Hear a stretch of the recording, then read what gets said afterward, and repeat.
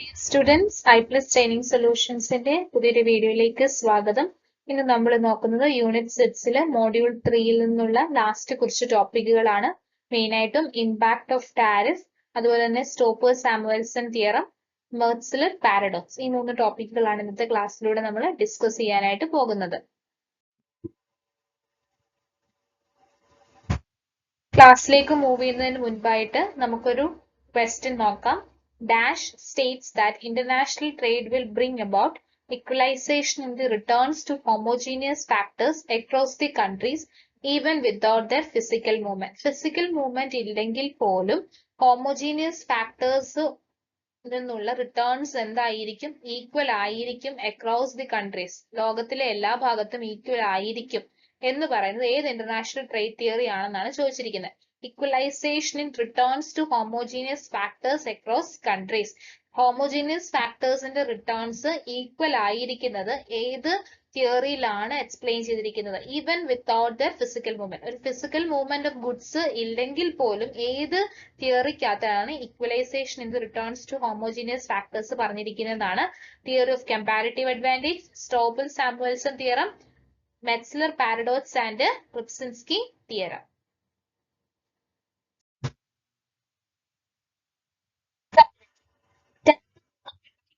Protectionist trade barriers that can come in several forms. അപ്പൊ tariff എന്ന് പറഞ്ഞ് കേൾക്കുമ്പോൾ തന്നെ നമുക്ക് എന്താണ് ഓർമ്മ വരുന്നത്? അതൊരു ട്രേഡ് ബാരിയർ ആണ്, ഒരു പ്രൊട്ടക്ഷനിസ്റ്റ് ട്രേഡ് ബാരിയർ ആണ്. എന്ന് വെച്ചാൽ എന്താണ്? ആ ട്രേഡ് ബാരിയർ നമ്മൾ ഇൻട്രൊഡ്യൂസ് ചെയ്യുന്നത് എന്തെങ്കിലും ഒരു പ്രൊട്ടക്ഷൻ എയിം ചെയ്തുകൊണ്ടായിരിക്കാം.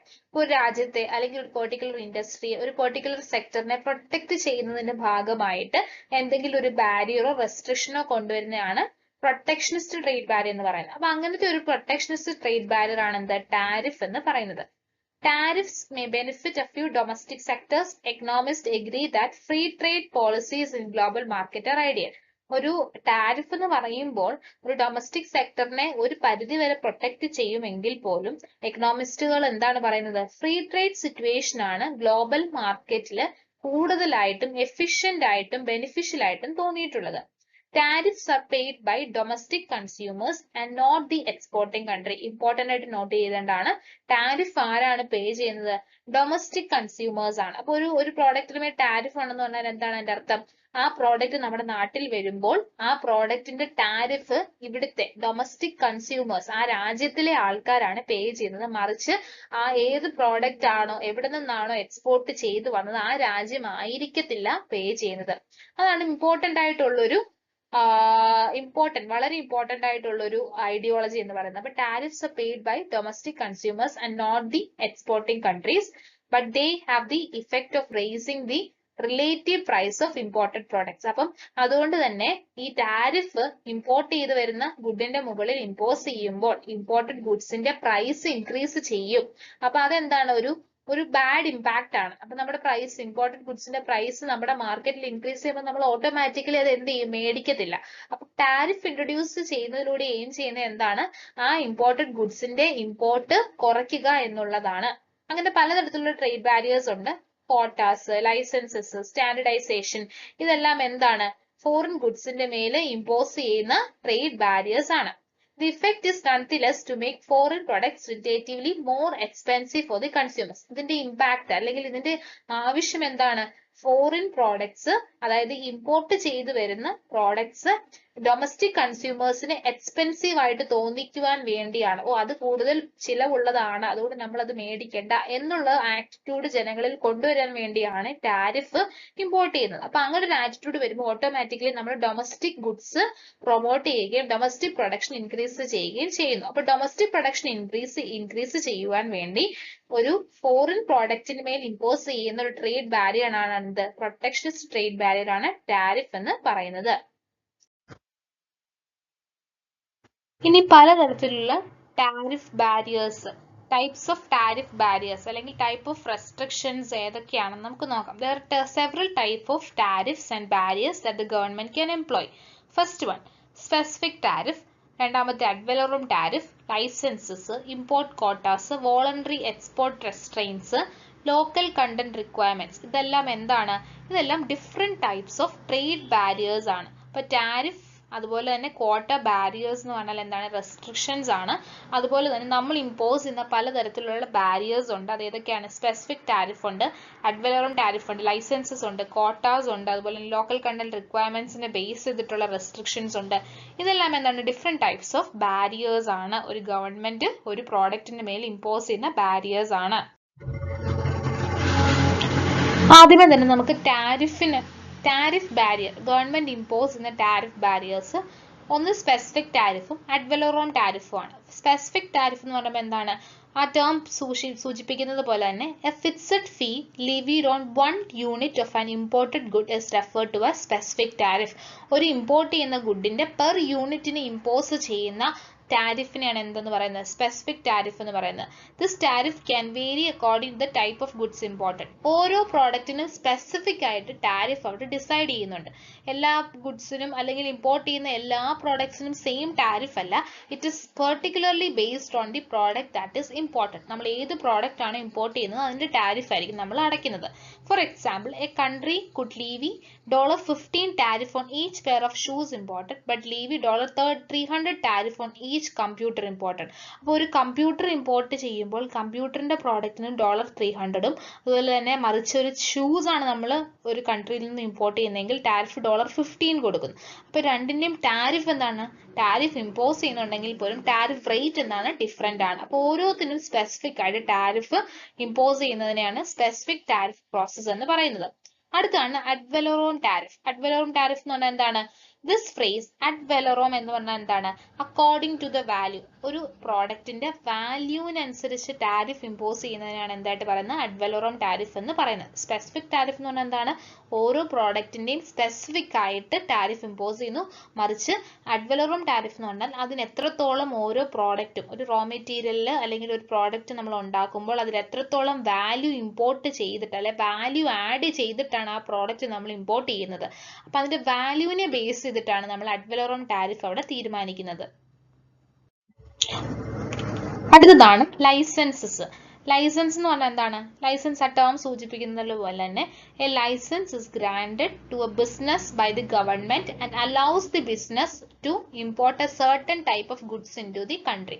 ഇപ്പോൾ ഒരു രാജ്യത്തിനോ ഒരു കമ്പനിക്കോ ഒരു സെക്ടറിനോ എന്തെങ്കിലും ഒരു ലൈസൻസിലൂടെ ഇമ്പോർട്ട് ചെയ്യാനുള്ള അനുമതി കൊടുക്കുന്നു അല്ലെ എക്സ്പോർട്ട് ചെയ്യാനുള്ള അനുമതി കൊടുക്കുന്നതിനെയാണ് നമ്മൾ എന്തായിട്ട് പറയുന്നത്, ലൈസൻസിങ് എന്ന് പറയുന്നത്. അപ്പോൾ ഒരു ഗവൺമെന്റ് ഒരു ഫോറിൻ കൺട്രിക്ക് ലൈസൻസ് കൊടുത്തു എന്ന് പറഞ്ഞാൽ എന്താണ്, ആ ഫോറിൻ കൺട്രിക്ക് അവരുടെ പ്രോഡക്ട്സ് നമ്മുടെ രാജ്യത്തിലേക്ക് എക്സ്പോർട്ട് ചെയ്യുവാനായിട്ട് സാധിക്കുന്നു. അതാണ് സിമ്പിൾ ആയിട്ട് ലൈസൻസ് എന്ന് പറഞ്ഞാൽ. അപ്പൊ ആ ലൈസൻസ് ഉണ്ടെങ്കിൽ മാത്രമേ എന്ത് ചെയ്യാൻ പറ്റത്തുള്ളൂ, ഇങ്ങനെ നമുക്ക് ഒരു എക്സ്പോർട്ട് അവിടെ നടത്താൻ സാധിക്കത്തുള്ളൂ. അപ്പൊ അതൊരു റെസ്ട്രിക്ഷൻ ആണ്. ആ ലൈസൻസ് കിട്ടാൻ ചിലപ്പോൾ പല കണ്ടീഷൻസ് ഉണ്ടായിരിക്കാം. അതൊരു റെസ്ട്രിക്ഷൻ ആണ്. ആ ലൈസൻസ് എടുക്കുക എന്ന് പറഞ്ഞാൽ എന്താണ്, ഒരു റെസ്ട്രിക്ഷൻ ആണ്. അടുത്താണ് import quotas. An import quota is restriction placed on the amount of particular good that can be imported. അപ്പോൾ ക്വാട്ട എന്ന് പറയുമ്പോൾ ടാരിഫ് പോലെയല്ല. ടാരിഫ് നമ്മൾ എന്താണ് ചെയ്യുന്നത്, ടാരിഫ് എന്ന് പറഞ്ഞ ഫാക്ടർ നമ്മൾ എമൗണ്ട്, പൈസയിൽ നമ്മൾ ചാർജ് ചെയ്യുകയാണ്, ഒരു എമൗണ്ട് നമ്മൾ അവിടെ ചാർജ് ചെയ്യുകയാണ്. എന്നാൽ ക്വാട്ട എന്ന് പറഞ്ഞാൽ ക്വാണ്ടിറ്റേറ്റീവ് റെസ്ട്രിക്ഷൻസ് ആണ്. നമ്മൾ ഉണ്ടാക്കുന്ന ഒരു പ്രോഡക്റ്റിലുള്ള റെസ്ട്രിക്ഷൻസ് അല്ലെങ്കിൽ അതിന്റെ ക്വാണ്ടിറ്റിയിൽ ഉണ്ടാകുന്ന റെസ്ട്രിക്ഷൻസ്. ഇപ്പം 50 ആപ്പിൾ ഇമ്പോർട്ട് ചെയ്യാനുള്ള അനുമതി നമുക്കുള്ളൂ. 55 വരെയുള്ള ആപ്പിൾസ് നമുക്ക് എന്ത് ചെയ്യാൻ പറ്റില്ല, എക്സ്പോർട്ട് ചെയ്യാനുള്ള ഒരു അനുമതിയില്ല. അപ്പൊ 51 മുതൽ 55 വരെ റെസ്ട്രിക്റ്റഡ് ആണ്. അപ്പൊ എന്താണ്, 50 എണ്ണം നമുക്ക് 50 ക്വാണ്ടിറ്റിയിൽ വരുന്ന റെസ്ട്രിക്ഷൻസിലൂടെ, അല്ലെങ്കിൽ ഇപ്പൊ ഒരു രാജ്യത്തേക്ക് നമുക്ക് 100 ഷൂസ് എക്സ്പോർട്ട് ചെയ്യാനുള്ള അനുമതിയുണ്ട്. അപ്പൊ അതൊരു റെസ്ട്രിക്ഷൻ ആണ്. 100ൽ കൂടുതൽ നമുക്ക് എക്സ്പോർട്ട് ചെയ്യാതിരിക്കാനുള്ള റെസ്ട്രിക്ഷൻ ആണ് ക്വാട്ട എന്ന് പറയുന്നത്. അപ്പം ടാരിഫ് പോലെയുള്ള, ടാരിഫ് ഒരു പൈസയാണ് അല്ലെങ്കിൽ ഒരു എമൗണ്ട് ആണ് ചാർജ് ചെയ്യുന്നതെങ്കിൽ മറ്റേതൊരു ക്വാണ്ടിറ്റേറ്റീവ് റെസ്ട്രിക്ഷൻ ആണ്. അതിന്റെ ക്വാണ്ടിറ്റിയിൽ വരുത്തുന്ന റെസ്ട്രിക്ഷൻസിനെയാണ് ക്വാട്ട എന്ന് പറയുന്നത്. അപ്പൊ ഇമ്പോർട്ട് ക്വാട്ട എന്ന് പറഞ്ഞാൽ ഇതിൽ കൂടുതൽ നമുക്ക് ഇമ്പോർട്ട് ചെയ്യുവാൻ സാധിക്കത്തില്ല. അതാണ് ഇമ്പോർട്ട് ക്വാട്ട എന്ന് പറയുന്നത്. ഇനി impact of tariff. Impact of tariff എന്ന് പറഞ്ഞാൽ ടാരിഫിന്റെ ഇമ്പാക്ട് അത് ഡൊമസ്റ്റിക് കൺട്രീസിലും ഉണ്ട്, അതുപോലെ തന്നെ ഫോറിൻ കമ്പനീസിലും ഉണ്ട്.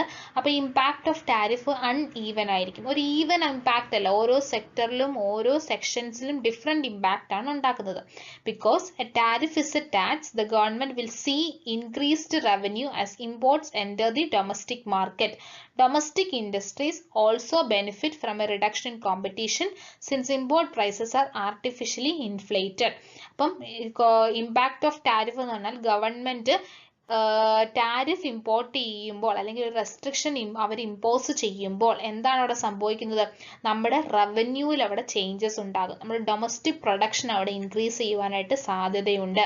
ഡൊമസ്റ്റിക് ഇൻഡസ്ട്രീസ് കൂടുതൽ പ്രൊഡക്ഷൻ അവിടെ തുടങ്ങുവാനായിട്ട് ഇടയാവും. അപ്പൊ അങ്ങനെ ഒരു കൂടുതൽ പ്രൊഡക്ഷനിലൂടെ നമുക്ക് കൂടുതൽ മാർക്കറ്റ് ഓപ്പർച്യൂണിറ്റീസ് ലഭിക്കുമ്പോൾ ഓട്ടോമാറ്റിക്കലി നമ്മുടെ ഇൻകം അല്ലെങ്കിൽ national income level of production എന്താകും? ഇൻക്രീസ് ആകും. അതാണ് മെയിൻ ആയിട്ടുള്ള ഒരു ഇമ്പോസിഷൻ ഓഫ് ടാരിഫിനകത്തുള്ള ഇമ്പാക്ട് എന്ന് പറയുന്നത്. Tariffs increases the prices of imported goods. Tariff എന്ത് ചെയ്യുന്നു? ഇമ്പോർട്ടഡ് ഗുഡ്സിന്റെ പ്രൈസസ് ഇൻക്രീസ് ചെയ്യുന്നു. Because of this, domestic producers are not forced to reduce their prices from increased competition. അപ്പം അതുകൊണ്ട് തന്നെ ഡൊമസ്റ്റിക് പ്രോഡക്ട്സ് അവരുടെ പ്രോഡക്ട്സിന്റെ പ്രൈസസ് ഇൻക്രീസ് ചെയ്യാതിരിക്കാനായിട്ട് നോക്കും. കാരണം കോമ്പറ്റീഷൻ ഒഴിവാക്കുവാൻ വേണ്ടി. കാരണം ഇപ്പോൾ ഒരു ഇമ്പോർട്ടഡ് പ്രോഡക്റ്റിന് 10 രൂപയാണെങ്കിൽ നമ്മുടെ ഇന്ത്യൻ പ്രോഡക്ട്സിന് 8 രൂപയേ ഉള്ളൂ. അപ്പോൾ ഓട്ടോമാറ്റിക്കലി ആൾക്കാർ 8 രൂപയുള്ള സാധനം മേടിക്കും. 8 രൂപയുള്ള സാധനം മേടിക്കുന്നത് മാത്രമല്ല, അങ്ങനത്തെ ഡൊമസ്റ്റിക് കമ്പനീസ് അവരുടെ പ്രൈസസ് 10 രൂപയാക്കാതിരിക്കാനുള്ള ഒരു റെസ്ട്രിക്ഷനും ആണ് എന്തവിടെ സംഭവിക്കുന്നത്? ഇങ്ങനെ ഒരു ടാരിഫ് ഇമ്പോസ് ചെയ്യുന്നതിലൂടെ അവിടെ നടക്കുന്നത്. അപ്പോൾ ഒരു ഡൊമസ്റ്റിക് കമ്പനീസ് അവരുടെ പ്രൈസസ് ഇൻക്രീസ് ചെയ്യുന്നത് തടയുന്നതാണ് എന്ത്? ഒരു ഇമ്പാക്ട് ഓഫ് ടാരിഫ് എന്ന് പറയുന്നത് ഒരു ഇമ്പാക്ട് ആണ്. ടാരിഫ് ഇമ്പോസ് ചെയ്യുന്നതിന്റെ ഒരു ഇമ്പാക്ട് ആണ് അത്. ഒരു ഇമ്പാക്ട് എന്താണ്? നമ്മുടെ കൺട്രീസിലുള്ള കമ്പനീസിന് കൂടുതൽ പ്രൊഡക്ഷൻ നടക്കുന്നു. അങ്ങനെ നമ്മുടെ കമ്പനീസിന്, ഡൊമസ്റ്റിക് കമ്പനീസിന് more contributions to national income നടത്തുവാനായിട്ട് സാധിക്കുന്നു. ഇമ്പാക്ട് ഓഫ് ടാരിഫ് 3 ഇമ്പാക്ട്സ് നമുക്ക് ബ്രോഡനായിട്ട് പഠിക്കാനുണ്ട്. First one, trade barriers tends to increase. Trade barriers എന്തൊക്കെ കാര്യങ്ങൾ ഇൻക്രീസ് ചെയ്യും? ട്രേഡ് ബാരിയേഴ്സ് എന്തൊക്കെ കാര്യങ്ങൾ നമ്മുടെ വീക്കൻ ചെയ്യും? ട്രേഡ് ബാരിയേഴ്സ് എന്തൊക്കെ കാര്യങ്ങൾ നമ്മളിൽ റെസ്ട്രിക്റ്റ് ചെയ്യും? ഈ 3 കാര്യങ്ങൾ ജസ്റ്റ് ഒന്ന് മനസ്സിലാക്കിയിരുന്നാൽ മതി. Trade barriers tend to increase inflationary pressure. Inflationary pressure increase ചെയ്യുവാനുള്ള ചാൻസസ് ഒരു trade barrier, trade restriction impose ചെയ്യുമ്പോൾ ഉണ്ടാകാൻ ചാൻസ് ഉണ്ട്. രണ്ടാമത്തെ, സ്പെഷ്യൽ ഇൻട്രസ്റ്റ് പ്രിവിലേജസ്. സ്പെഷ്യൽ ഇൻട്രസ്റ്റിന് പ്രിവിലേജസ് അല്ലെങ്കിൽ ഇമ്പോർട്ടൻസ് കൊടുക്കുവാനുള്ള ചാൻസസ് ഉണ്ട്. മൂന്നാമത്തത്, ഗവൺമെന്റ് കൺട്രോള്, അതുപോലെ തന്നെ പൊളിറ്റിക്കൽ കൺസിഡറേഷൻ ഒക്കെ ഇൻക്രീസ് ചെയ്യുവാനായിട്ടുള്ള ചാൻസസ് ഒരു ട്രേഡ് ബാരിയർ അല്ലെ ടാരിഫ് ബാരിയർ ഇമ്പോസ് ചെയ്യുമ്പോൾ ഉണ്ടാകുവാനായിട്ട് അല്ലെങ്കിൽ ഇൻക്രീസ് ചെയ്യുവാനായിട്ട് സാധ്യതകളുണ്ട്. ഇനി എന്തൊക്കെ കാര്യങ്ങളാണ് വീക്കൻ ചെയ്യുന്നത്? ഒരു ട്രേഡ് ബാരിയർ അല്ലെങ്കിൽ ഒരു ട്രേഡ് റെസ്ട്രിക്ഷൻ ഒരു രാജ്യം ഇമ്പോസ് ചെയ്യുമ്പോൾ ബാലൻസ് ഓഫ് പേയ്മെന്റ് പൊസിഷൻസ് അവിടെ വീക്കൻ ആവും. കാരണം ഓപ്പൺ മാർക്കറ്റ് ഓപ്പറേഷൻസ് ഒന്നും നടക്കുന്നില്ല. അപ്പോൾ ഓട്ടോമാറ്റിക്കലി ഒരു ക്ലോസ്ഡ് ഇക്കണോമി സ്ട്രക്ചർ ആണ് അവിടെ നടക്കുന്നത്. അപ്പോൾ BOP പൊസിഷൻസ് അവിടെ വീക്കൻ ആവും. സപ്ലൈ ഡിമാൻഡ് പാറ്റേൺസ് വീക്കൻ ആവും. ഇന്റർനാഷണൽ റിലേഷൻസും അവിടെ എന്താകും? വീക്കൻ ആവും. ഇനി എന്തൊക്കെ റെസ്ട്രിക്ഷൻസ് ആണ് ട്രേഡ് ബാരിയേഴ്സ് ഇമ്പോസ് ചെയ്യുമ്പോൾ ഉണ്ടാകുന്നത്? മാനുഫാക്ചർ സപ്ലൈ സോഴ്സസിൽ എന്തുണ്ടാകും? ഒരു റെസ്ട്രിക്ഷൻ ഉണ്ടാകും അല്ലെ. ഒരു continuous supply of goods and services അവിടെ ഉണ്ടാകത്തില്ല. അതുപോലെ റോ മെറ്റീരിയൽ സർവീസസ് അവിടെ ഉണ്ടാകത്തില്ല. അതുപോലെ തന്നെ ചോയ്സ് അവൈലബിൾ ടു കൺസ്യൂമേഴ്സ് അവിടെ റെസ്ട്രിക്റ്റഡ് ആയിരിക്കും. എല്ലാ കൺസ്യൂമേഴ്സും ഡൊമസ്റ്റിക് ഗുഡ്സിൽ തന്നെ സാറ്റിസ്ഫൈഡ് ആകേണ്ട ഒരു സിറ്റുവേഷൻ വരും. അവർക്കുള്ള ചോയ്സ് അവിടെ എന്താകുന്നുണ്ട്? റെസ്ട്രിക്റ്റഡ് ആവുന്നുണ്ട്. അതുപോലെ തന്നെ കോമ്പറ്റീഷനും ഓട്ടോമാറ്റിക്കലി റെസ്ട്രിക്റ്റഡ് ആവും. കാരണം ഡൊമസ്റ്റിക് കമ്പനീസ് മാത്രമേ കോമ്പീറ്റ് ചെയ്യുന്നുള്ളൂ. ഒരു പുറത്തുനിന്നുള്ള ഒരു കമ്പനി വന്നിട്ട് നമ്മളോട് കോമ്പീറ്റ് ചെയ്യുന്നില്ല. അപ്പൊ കോമ്പറ്റീഷൻ ഇല്ലാത്തത് കൊണ്ട് തന്നെ എഫിഷ്യൻസി ഓഫ് പ്രൊഡക്ഷൻ അവിടെ നടക്കുന്നില്ല. അപ്പൊ ഇൻക്രീസ് ചെയ്യുന്നതും വീക്കൻ ചെയ്യുന്നതും റെസ്ട്രിക്ട് ചെയ്യുന്നതും ജസ്റ്റ് ഒന്ന് മനസ്സിലാക്കിയിരുന്നാൽ മതി. അപ്പോൾ വളരെയധികം നല്ല ഗുണങ്ങളും ഉണ്ട്. അതുപോലെ തന്നെ അതിൽ ഏറെ ദോഷ ഗുണങ്ങളാണ് ഒരു ട്രേഡ് ബാരിയർ ഇമ്പോസ് ചെയ്യുമ്പോൾ ഉണ്ടാകുന്നത്. അപ്പൊ ട്രേഡ് ബാരിയർ നല്ലതാണോ എന്ന് ചോദിച്ചു കഴിഞ്ഞാൽ ഒരു ഡെവലപ്പിംഗ് കൺട്രിക്ക് എപ്പോഴും നല്ലത് ഏതാണ്? ഒരു ഡെവലപ്ഡ് ആകാനുള്ള ഒരു കൺട്രിക്ക് ഏതാണ് നല്ലത്? ട്രേഡ് ബാരിയേഴ്സ് ഇല്ലാത്തതാണ്. റിമൂവൽ ഓഫ് ട്രേഡ് ബാരിയേഴ്സ് ആണ് എപ്പോഴും നല്ലത്. എന്നാൽ ഒരു ഏറ്റവും അണ്ടർ ഡെവലപ്ഡ് നേഷൻസിനെ സ്വന്തമായിട്ടൊന്ന് പ്രൊമോട്ട് ചെയ്ത് കൊണ്ടുവരണമെങ്കിൽ അവർക്ക് ഓട്ടോമാറ്റിക്കലി എന്തിന്റെ ആവശ്യമുണ്ട്? ഒരു റെസ്ട്രിക്ഷൻസ് അല്ലെങ്കിൽ ബാരിയേഴ്സിന്റെ ആവശ്യമുണ്ട്. അടുത്തടുത്ത് നമ്മൾ നോക്കുന്നത് സ്റ്റോപ്പിൾ-സാമുവൽസൺ തിയറം. സ്റ്റോപ്പിൾ-സാമുവൽസൺ തിയറം എന്താണ്? അതുപോലെ തന്നെ ഇന്റർനാഷണൽ ട്രേഡ് മാർക്കറ്റിനകത്ത് വളരെ ഇമ്പോർട്ടന്റ് ആയിട്ട് നമ്മൾ അറിഞ്ഞിരിക്കേണ്ടുന്ന ഒരു തിയറമാണ് Stolper Samuelson theorem. It simply suggest that in any particular country a rise in the relative price of labor intensive good will make labor better off and capital worse off. ഒരു labour intensive ആയിട്ടുള്ള ഗുഡില് good produce ചെയ്യുന്ന labour intensive good produce ചെയ്യുന്ന ഒരു രാജ്യത്തിലെ relative prices increase ചെയ്യുകയാണെങ്കിൽ labour എന്തുണ്ടാകും? ലേബറിൽ better ഓഫും ക്യാപിറ്റലിൽ verse ഓഫും ആയിരിക്കും ഉണ്ടാകുന്നത്.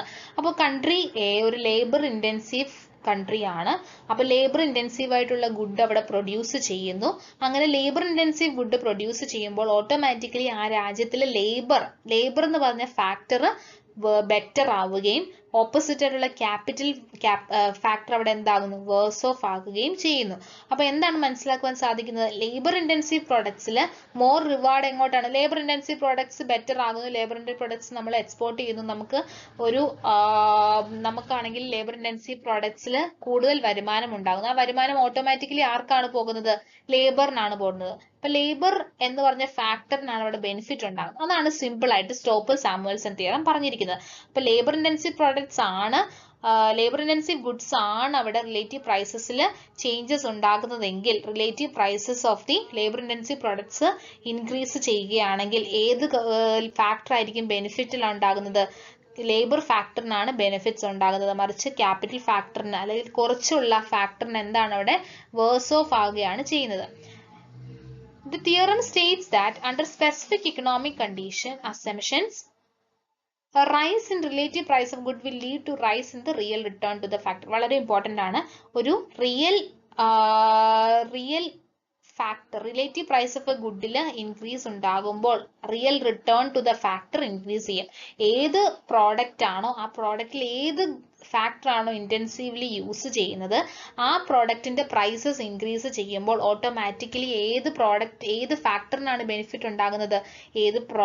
ആ പ്രോഡക്റ്റിൽ ഏത് ഫാക്ടർ ആണോ ഇന്റൻസീവ്ലി യൂസ് ചെയ്തത് ആ ഫാക്ടറിനായിരിക്കും ബെനിഫിറ്റ് ഉണ്ടാകുന്നത്. അപ്പൊ when the relative price of a good will rise, എന്തുണ്ടാകും? Real return to that factor. ഏത് ഫാക്ടർ ആണോ ആ പ്രൊഡക്ഷനിൽ ഉപയോഗിച്ചത് ആ ഫാക്ടറിന്റെ റിട്ടേണിലാണ് ഇൻക്രീസ് ഉണ്ടാകുന്നത്. അപ്പൊ ലേബർ പ്രൊഡക്റ്റ് ആണെങ്കിൽ ലേബർ എന്ന് പറഞ്ഞ ഫാക്ടറിനാണ് പ്രൈസ് ഇൻക്രീസ് ചെയ്യുമ്പോൾ ഉണ്ടാകുന്ന ബെനിഫിറ്റ് ഉണ്ടാകുന്നത്. അപ്പൊ ഇപ്പൊ ഒരു ഡോൾ ഉണ്ടാക്കാൻ വേണ്ടി നമ്മൾ 3 മനുഷ്യരെയാണ് ഉപയോഗിച്ചത്. 3 ലേബർ ആയിരുന്നു അവിടെ ആവശ്യം. അപ്പൊ ഡോളിന്റെ പ്രൈസ് 500-ൽ നിന്നും 550 ആയെങ്കിൽ അതിന്റെ ബെനിഫിറ്റ് ആർക്കാണ് ലഭിക്കുന്നത്? ആ ഡോൾ ഉണ്ടാക്കാൻ തയ്യാറായ അല്ലെങ്കിൽ ഡോൾ ഉണ്ടാക്കിയ 3 ലേബേഴ്സിനായിരിക്കും ലഭിക്കുന്നത്. അപ്പൊ ഒരു പ്രോഡക്റ്റിന്റെ പ്രൈസ് ഇൻക്രീസ് ചെയ്യുമ്പോൾ ആ പ്രോഡക്റ്റ് ഏത് ഇന്റൻസീവ്ലി പ്രോഡക്റ്റ് ആണോ ആ ഫാക്ടറിനായിരിക്കും ബെനിഫിറ്റ് ഉണ്ടാകുന്നതാണ് സ്റ്റോപ്പർ-സാമുവൽസൺ തിയറത്തിനകത്ത് പറഞ്ഞിരിക്കുന്നത്. It states that international trade will bring about equalization in the returns to homogeneous factor. ഇങ്ങനെ ഓരോ ഫാക്ടറിലും ഹോമോജീനിയസ് ഫാക്ടേഴ്സ് ഓഫ് പ്രൊഡക്ഷൻ അകത്ത് ഇനി എന്താണ് സംഭവിക്കുന്നത്? ഒരു ഇന്റർനാഷണൽ ട്രേഡ് സിറ്റുവേഷൻ ഉണ്ടാവുകയാണെങ്കിൽ ഒരു ഇക്വലൈസേഷൻ ഫാക്ടർ അവിടെ ഉണ്ടാകും. ഒരു ഫിസിക്കൽ മൂവ്മെന്റ് ഓഫ് ഗുഡ്സ് ഇല്ലെങ്കിൽ പോലും, ഒരു ബിറ്റ്വീൻ കൺട്രീസിൽ ഫിസിക്കൽ മൂവ്മെന്റ് ഓഫ് ഗുഡ്സ് ഇല്ലെങ്കിൽ പോലും ഒരു equalization in returns ഉണ്ടാകുമെന്നാണ് സ്റ്റോപ്പർ-സാമുവൽസൺ തിയറത്തിനകത്ത് പറഞ്ഞിരിക്കുന്നത്. It states that international trade will bring about equalization in the returns to homogeneous factor. ഇപ്പോൾ കൺട്രി എയിലെ ലേബറിനും കൺട്രി ബിയിലെ ലേബറിനും ബെനിഫിറ്റ് ഉണ്ടാകും even if there is no exchange of or physical movement of goods ഇല്ലെങ്കിൽ പോലും homogeneous factors different sectionsൽ different countries-ലും benefits ഉണ്ടാകും അല്ലെങ്കിൽ equalization of returns. അപ്പോൾ country എയിലെ ലേബറിന്റെ ചാർജ് തന്നെ ആയിരിക്കും കൺട്രി ബിയിലെ ലേബറിന്റെ ചാർജ്. അപ്പോൾ equalization returns to homogeneous factor. അപ്പോൾ റിട്ടേൺസ് ലേബറിന്റെ റിട്ടേൺ എന്താണ്? വേജ് ആണ്. അപ്പൊ കൺട്രി എയിലെ വേജ് റേറ്റും കൺട്രി ബിയിലെ വേജ് റേറ്റും even physical movement of goods ഇല്ലെങ്കിൽ പോലും ഈക്വൽ ആകുമെന്നാണ് ആര് പറഞ്ഞത്? സ്റ്റോപ്പർ-സാമുവൽസൺ തിയറം പറഞ്ഞിരിക്കുന്നത്. സ്റ്റോപ്പർ-സാമുവൽസൺ സിറ്റുവേഷന്റെ ഒരു പാരഡോക്സിക്കൽ സിറ്റുവേഷൻ ആണ് മെറ്റ്സ്ലർ പാരഡോക്സ് എന്ന് പറയുന്നത്. സ്റ്റോപ്പർ-സാമുവൽസന്റെ ഒരു കോൺട്രഡിക്ടറി സ്റ്റേറ്റ്മെന്റ് ആണ് എന്ത്? മെറ്റ്സ്ലർ പാരഡോക്സ് എന്ന് പറയുന്നത്. Metzler found that tariff imposition on scarce factor intensive commodity, ഒരു scarce factor intensive commodity, scarce factor ഉപയോഗിച്ചുണ്ടാക്കുന്ന ഒരു കമ്മോഡിറ്റിയിൽ ടാരിഫ് ഇമ്പോസ് ചെയ്യുകയാണെങ്കിൽ it will not always leads to rise in real return of the scarce factor. Scarce factorന്റെ റിട്ടേണിൽ increase ഉണ്ടാകത്തില്ല. Increase ഉണ്ടാകുമെന്നാണ് Stolper തന്റെ തിയറത്തിനകത്ത് പറഞ്ഞിരിക്കുന്നത്. സ്റ്റോപ്ലർ പറഞ്ഞു ഒരു സ്കെയർ ഫാക്ടർ കമ്മോഡിറ്റിയിൽ ടാരിഫ് ഇമ്പോസ് ചെയ്യുമ്പോൾ ആ സ്കേഴ്സ് ഫാക്ടറിന്റെ റിട്ടേണിൽ ഇൻക്രീസ് ഉണ്ടാകുമെന്ന് സ്റ്റോപ്ലർ പറഞ്ഞു. എന്നാൽ റിട്ടേണിൽ ഇൻക്രീസ് ഉണ്ടാകത്തില്ല, സ്കേഴ്സ് ഫാക്ടറിന് ബെനിഫിറ്റ് ഉണ്ടാകത്തില്ല, മറിച്ച് അബണ്ടന്റ് ഫാക്ടറിനാണ് ബെനിഫിറ്റ് ഉണ്ടാകുന്നത് എന്നാണ് ആര് പറഞ്ഞത്? മെറ്റ്സ്ലർ പറഞ്ഞത്. അതായത് imposing tariff makes a situation favorable to the abundant factor. Scarce ഫാക്ടറിന് ഫേവറബിൾ ആയിരിക്കുമെന്നാണ്, ടാരിഫ് ഇമ്പോസ് ചെയ്യുമ്പോൾ സ്കേഴ്സ് ഫാക്ടറിന് ബെനിഫിറ്റ് ആയിരിക്കുമെന്നാണ് ആര് പറഞ്ഞത്? സ്റ്റോപ്ലർ സാമുവൽസൺ പറഞ്ഞതെങ്കിൽ അബണ്ടന്റ് ഫാക്ടറിന് ബെനിഫിറ്റ് ആയിരിക്കുമെന്നാണ് മെറ്റ്സ്ലർ തന്റെ തിയറിക്കകത്തൂടെ പറഞ്ഞത്. അപ്പൊ ഒരു കോൺട്രഡിക്ടറി സിറ്റുവേഷൻ ആണെന്ന് നിങ്ങൾ ഓർത്തിരിക്കണം. മെറ്റ്സ്ലർ പാരഡോക്സ് ഒരു contradictory situation to Stolper Samuelson ആണ്. മെയിൻ ആയിട്ടും സ്കേഴ്സ് ഫാക്ടറിലല്ല, അബണ്ടന്റ് ഫാക്ടറിലാണ് ടാരിഫ് ഇമ്പോസിഷനിലൂടെ ബെനിഫിറ്റ് ഉണ്ടാകുന്നതെന്നാണ് ആര് പറഞ്ഞത്? സ്റ്റോപ്ലർ മെറ്റ്സ്ലർ പാരഡോക്സിനകത്ത് പറഞ്ഞിരിക്കുന്നത്. It is a theoretical possibility that imposition of a tariff on import may reduce the relative internal price of that good. അപ്പോൾ ഒരു imposition of tariff എന്താണ്? ഒരു relative price of that goodൽ കുറവാണ് കൊണ്ടുവരുന്നത്. അപ്പോൾ അതുകൊണ്ട് തന്നെ സ്കേഴ്സ് ഫാക്ടറിന് അല്ല, അബണ്ടന്റ് ഫാക്ടറിനാണ് ബെനിഫിറ്റ് ഉണ്ടാകുന്നതെന്നാണ് മെറ്റ്സ്ലർ തന്റെ തിയറത്തിനകത്തൂടെ, മെറ്റ്സ്ലർ പാരഡോക്സിലൂടെ, ആ പാരഡോക്സിക്കൽ സിറ്റുവേഷനിലൂടെ പ്രൂവ് ചെയ്തത്. ഇനി നമ്മുടെ ക്വസ്റ്റ്യൻ നോക്കിക്കേ. The states that international trade will bring about equalization in the returns to homogeneous factors across countries even without their physical movement. Physical movement ഇല്ലെങ്കിൽ പോലും ഒരു factor equalization of the factor price equalization അല്ലെങ്കിൽ factors of equalization ഉണ്ടാകുമെന്ന്, അതായത് homogeneous productsന്റെ factor rewardsൽ equalization ഉണ്ടാകുമെന്ന് ആരാണ് പറഞ്ഞത്? Stolper Samuelson തിയറത്തിനകത്താണ് പറഞ്ഞിരിക്കുന്നത്. അപ്പോൾ ഒരു homogeneous factorsന്റെ റിട്ടേൺസിൽ ഒരു ഇക്വലൈസേഷൻ ഉണ്ടാകും even without the physical movement. Physical movement അല്ലെങ്കിൽ physical movement of goods and services ഇല്ലെങ്കിൽ പോലും ഒരു ഹോമോജീനിയസ് ഫാക്ടർ അക്രോസ് കൺട്രീസിലെ റിവാർഡ്സിൽ എന്തുണ്ടാകും? അവരുടെ റിവാർഡിൽ, റിട്ടേണിൽ, അതായത് ഇപ്പോൾ ഹോമോജീനിയസ് ഫാക്ടർ എന്ന് പറഞ്ഞാൽ ഇപ്പം ലേബറിന്റെ റിവാർഡായ വേജ് കൺട്രി എയിലും കൺട്രി ബിയിലും തുല്യമായിരിക്കും എന്നാണ് സ്റ്റോപ്ലർ സാമുവൽസൺ തിയറത്തിനകത്തൂടെ പറഞ്ഞിരിക്കുന്നത്. അത്രയും മനസ്സിലാക്കിയിരുന്നാൽ മതി നമ്മൾ. അപ്പോൾ സ്റ്റോപ്ലർ സാമുവൽസൺ തിയറത്തിനകത്താണ് അങ്ങനെ ഫിസിക്കൽ മൂവ്മെന്റ് ഓഫ് ഗുഡ്സ് ഇല്ലെങ്കിൽ പോലും ഒരു ഇക്വലൈസേഷൻ ഓഫ് ഫാക്ടർ ഉണ്ടാകുമെന്ന് പറഞ്ഞിരിക്കുന്നത്. അപ്പോൾ ഓപ്ഷൻ ബി ആണ് ഇവിടുത്തെ right answer, Stolper Samuelson theorem. ഇന്നത്തെ ക്ലാസ്സിലൂടെ നമ്മൾ ഇമ്പോർട്ടൻ്റ് ആയിട്ടുള്ള കുറച്ച് ടോപ്പിക്കുകൾ നോക്കുകയുണ്ടായി. ടാരിഫ്, ഇമ്പാക്ട് ഓഫ് ടാരിഫ്, അതുപോലെ തന്നെ Stolper Samuelson theorem, Metzler paradox. വളരെ ഇമ്പോർട്ടൻ്റ് ആയിട്ടുള്ള രണ്ട് തിയറീസ് ആണ് മെറ്റ്സ്ലർ പാരഡോക്സും സ്റ്റോപ്ലർ സാമുവൽസണും. അത് എന്താണെന്ന് നമ്മൾ ജസ്റ്റ് ഒന്ന് മനസ്സിലാക്കിയിരുന്നാൽ മതി. അപ്പം അതിൻ്റെ ഒരു സ്റ്റോപ്ലർ സാമുവൽസിന്റെ പാരഡോക്സിക്കൽ സിറ്റുവേഷൻ ഏതാണെന്ന് നമുക്ക് ചോദിക്കാം. ഏതാണ്? മെറ്റ്സ്ലർ പാരഡോക്സ് ആണ്. Thank you dear learners.